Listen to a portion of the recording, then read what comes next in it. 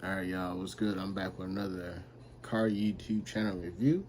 Today we got my boy Chris Whips. He's into that Accord culture, Honda Accord, 90s Accords. He also has a boosted Prelude too, and it's real badass. And he just recently uploaded a video of him taking it on some pulls. So definitely y'all get over there and check that out when y'all get a chance to do that. Today we're going to be looking at his most viewed video, as per usual.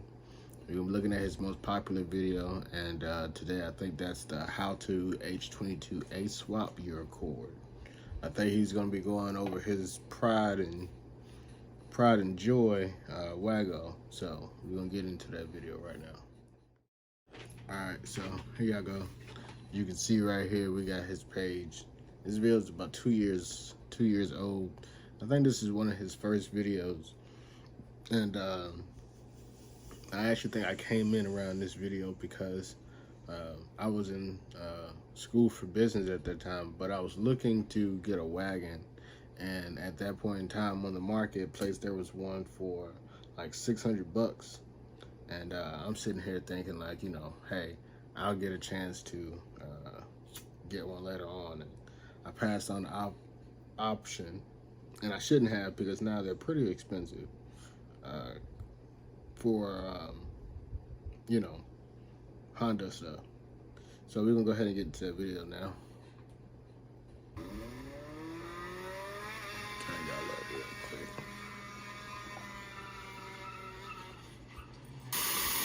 Yo, welcome to the video. If you were here, obviously you were probably wondering how to H22 swap your Accord. There aren't a whole lot of videos on YouTube, at least from what I found, how to H22 swap this specific chassis here. I do have a wagon, but this swap obviously will work for the coupes and the sedans as well. But in this video, I basically just want to go real quick. What do y'all think about the H22 series and F20 motors? Of course, you know, dual cam, not single cam. But what do you think about those motors? Are they underrated? Are they rated where they're at? Should more people get into building those? Over everything in depth, what I had to do the swap successfully, kind of roadblocks I ran into to just, you know, better help you guys make the swap a little bit more seamless on your end. So no further ado, let's get into it.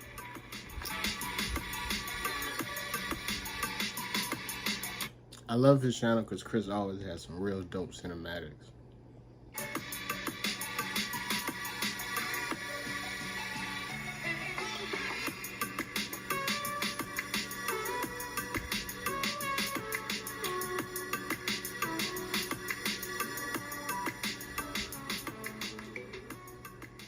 So this is my 1994 Honda Accord wagon. It's a factory manual, so it was pretty easy to do a manual H22A swap into it. I got pretty lucky. It's actually kind of difficult to find factory manual EX VTEC Accord wagons. So I lucked out. As you guys can see, I have a JDM H22A swapped into this thing.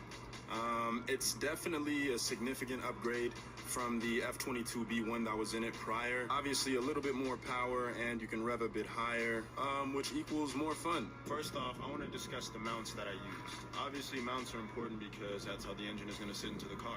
So to mount the engine in the car, I used the Accord mount on the passenger side. I love how he's so well spoken when he addresses, you know, you, which bolts up to the H22 transmission because the transmissions are interchangeable. And then I also took the rear bracket off of my old motor and bolted it to this motor. It's a direct bolt-in. You do need the rear Accord bracket, and then the Accord side transmission mount. Now where things get a bit tricky is the driver side. So I've read in forums and stuff like that you need to do a little bit of shaving. So that wasn't really quite the case for me. So it might be kind of difficult to see here, but the bolt to the right on this side there is a direct bolt in, and the bolt to the left, well, not so much. So there's a hole on the... Now, let's just, before we go any further, I have absolutely no desire to put an H in any car that I drive, but listening to him describe it and the process itself, I feel like I would be able to help and assist someone just by watching this video. Bracket for the Accord mount, but the mount that comes from the motor itself does not have a hole in it. So what I had to do was drill a hole, and I just put a bolt through it with a nut and a washer. Now, if you're doing the swap on a budget, you can do the same thing that I did. But if you do have a little bit more of a budget to work with the swap, I know that Hasport has aftermarket mounts that are meant for this swap, actually. So that's another route that you can go. So that basically sums up what I did for the mounts. The next thing I want to talk to you guys about are the axles. So when it comes to the axles, it's actually pretty easy and really straightforward. Really, you just need to use the half shaft that is compatible with whatever axles you use. So for example, if you're using Prelude half shaft, you want to use Prelude axles. Or if you're using Accord half shaft, you want to use Accord axles. In this case, I just took the half shaft off of my H22A and I used my Accord axles because those axles are brand new. And all of us Honda guys know that those axles like to go and make Yeah, you gotta go watch his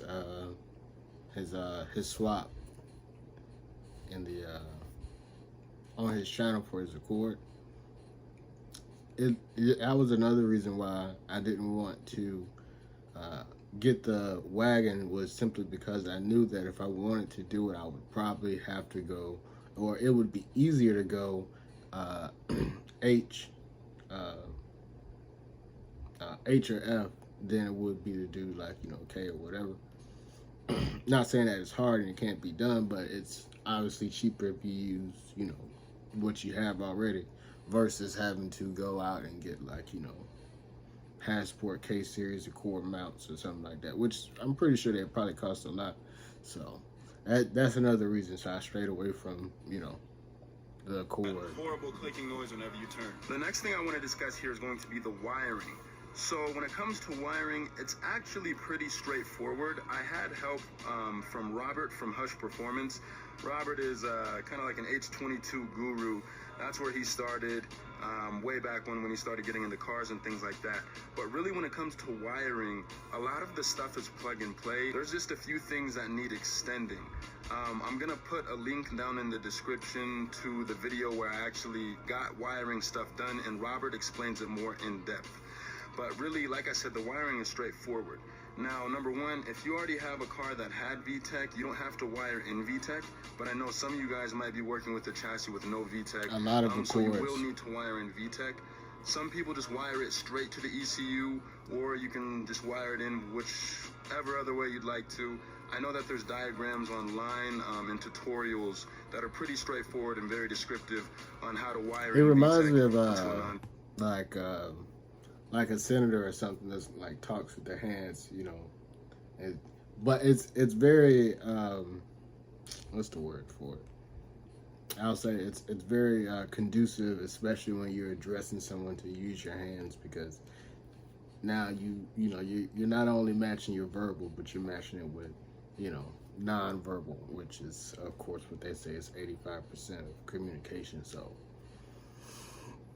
VTEC car. Another important part that I almost left out about the wiring harness is I used the harness from my H22B1 engine. So that's the harness that you want to use, the harness from the Accord motor, because that's going to be the harness that's going to plug into everything else the easiest. The next thing that I want to discuss is the ECU, because that's kind of important. The ECU that I went with was an OBD1 P28 VTEC ECU. So that being said, for some of you guys that might be doing an OBD2 swap, your injectors might be OBD2 as well as the harness. Now, when you get the swap done, if it is OBD2, you have to keep in mind that a lot of these Accords have this injector like resistor box. So if it's OBD1, you don't really have to worry about it. But if you are doing OBD2, so for instance, if you're using OBD2 injectors, you will need to delete this resistor box. A lot of Accord friends that I have that did the OBD2 version of this swap, they said when they first got it running and everything, it had a like I said, man, he does a beautiful job of just explaining. This is, you know, what you would want to see if you were watching like a how-to video, you know. Engine light, it ran really horribly, and basically they just deleted this injector resistor box, and it pretty much fixed everything. I didn't have to do that because my whole swap is OBD1 and I kept it that way, so it wasn't necessary for me to delete the resistor box. But just so you guys know, if you are doing OBD2, this resistor box might have to go. So those are pretty much the basics of the swap. The swap is extremely straightforward. The engine dropped in pretty easily. If I were to rate the difficulty level on this swap on a scale of 1 to 10, I'd probably give this swap a solid 5 or 6. Obviously there's going to be things that you're going to run into. No, he said 5 or 6, and I feel like he's saying that from a person that's mechanically inclined. But if you were to say you've been driving this Accord since high school, and now you want to H-swap it, and you've never really been into like cars or whatever the case may be, it may be, you know, a 6 or 7, you know. But there's nothing wrong with that. That's not meant to discourage you. It's meant to keep it real, because that's, you know, the common consensus of engine swaps. It's not all, especially when you're working with like Accords and stuff like that that don't have I won't say like a ton of form knowledge, you know, kind of sort of. Not saying that it's not information out there, but you know, a lot of people don't want to look these days for answers. So if you don't look, you probably won't find the answers that you're looking for. So swap is as easy as 1, 2, 3. And if you guys watch my previous videos, you guys know that I ran into some things with the swap, but really it truly is just a direct drop-in into the Accord chassis. Just a couple more informative things with the swap that I remembered was I used an LSD transmission, an H22A LSD transmission. You can use really any compatible F-Series transmission, or you can use any H-Series transmission. They're pretty much all bolt-in the same. Another thing too with the headers, I'm actually running DC Sport headers, and I'm also running an H22 downpipe that I needed to chop off the flange and weld a new flange to be compatible with the rest of my exhaust. There's probably other ways that you can go about it. There might even be downpipes that are made for the swap that you can purchase. I didn't find any personally, so that's the route that I took. So you guys are probably wondering, okay, well, how much did it actually cost to do this swap, and is it worth it? So realistically, if you're doing this swap by yourself and you're not paying anyone to do it, this swap can be done under $2,000. There's a few bugs left in my swap that I still need to work out, such as chasing a little vacuum leak. And for a second there, VTEC wasn't working, but I got it to start working again.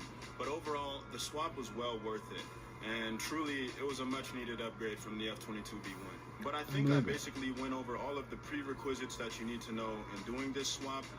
Like I said, this is really just a video of me trying to go in depth on what you really need to do the swap. So if you guys have any questions, any comments, just throw them down in the comments section. Even if there's those of you guys that know more about doing this swap than I do, please throw them down in the comments section, because overall it's really just going to help the community of Accord guys that want to do this swap as well. I hope you guys enjoyed this video, and if it was informative and it was helpful to you, please just hit that thumbs up button. And if you want to see Waggo rip around some more and a few of my other projects, be sure to subscribe to the channel. But that's going to be all for this video, guys. I'll catch you guys in the next one. Peace. I love it. I love it. So, y'all tell me what y'all think, man. Tell me what y'all think about Chris's channel. Tell me what you think about his wagon. You know, like I said, I think he put a lot of time and a lot of work into his wagon and where it's at right now. He still has, you know, issues from time to time, but I think, you know, if you were looking at doing a wagon or learning how to do H-swaps and stuff like that into Accords, I think him and Driven Films would probably be top 2 people I would recommend you watch for any type of Accord content. I think they do it to the best and the fullest extent.